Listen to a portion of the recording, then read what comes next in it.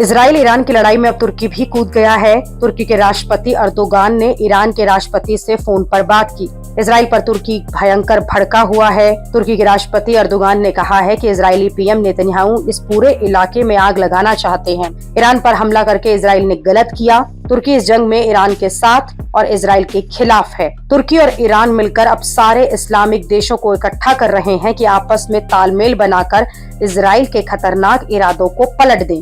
तुर्की और ईरान ने कह दिया कि जिस तरह से इजराइल ने ईरान में बिना उकसावे की बमबारी की, उससे साफ है कि इजराइल को अंतर्राष्ट्रीय कानूनों की परवाह नहीं है। इस्लामिक देशों के संगठन OIC ने भी ईरान पर इजराइल के हमले की निंदा की।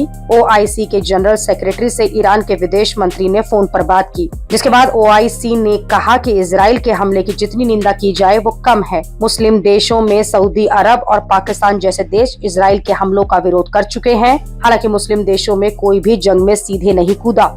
ईरान इजराइल के आसपास के इलाके में 16 मुस्लिम देश हैं, लेकिन कोई जंग सेना लेकर इजराइल के खिलाफ नहीं उतरा।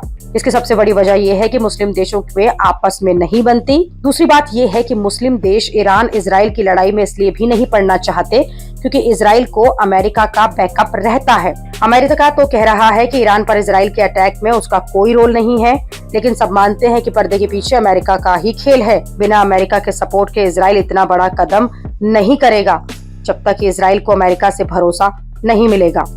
इस बार भी इजराइल ने यही किया है। इजराइल ने युद्ध तो छेड़ दिया और अब उम्मीद लगाए बैठा है कि अमेरिका भी इस युद्ध में कूद जाए, लेकिन डोनाल्ड ट्रंप का ऐसा करेंगे ये बड़ा सवाल है, क्योंकि जब तक ईरान अमेरिकी ठिकानों पर हमला नहीं करता और सिर्फ इजराइल तक ही हमले सीमित रखता है, तब तक ट्रंप भी यही सोचेंगे कि क्यों वो इस जंग में सीधे कूद जाएं।